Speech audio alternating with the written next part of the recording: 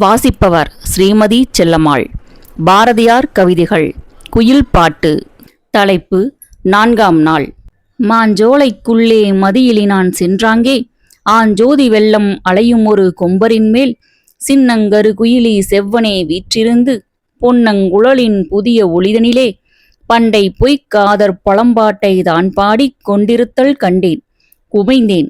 எதிரே போய், நீசக்குயிலே, நிலையறியா பொய்மையே, ஆசை குரங்கினையும் அன்பார் எருதினையும் எண்ணி நீ பாடும் இழிந்த புலைப்பாட்டை நன்னி இங்கு கேட்க நடத்தி வந்தாய் போலும் எனை என்று சினம் பெருகி ஏதேதோ சொல்லுரைத்தேன். கொன்றுவிட நெஞ்சிற் குறித்தேன். மறுபடியும் நெஞ்சம் இளகி நிறுத்திவிட்டேன்.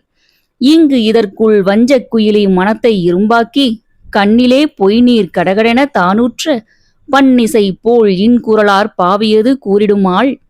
ஐயனே, என் உயிரின் ஆசையே, வேளையனை வையமிசை வைக்கத் திருவுளமோ, மற்றெனையே கொன்றுவிட சித்தமோ?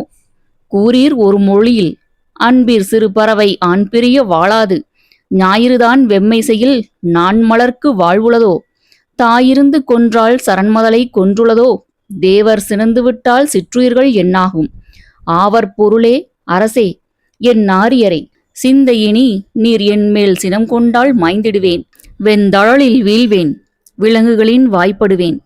குற்றம் நீர் என்மேல் கொணர்ந்ததனை யான் அறிவேன். குயில் பாட்டு தொடரும்.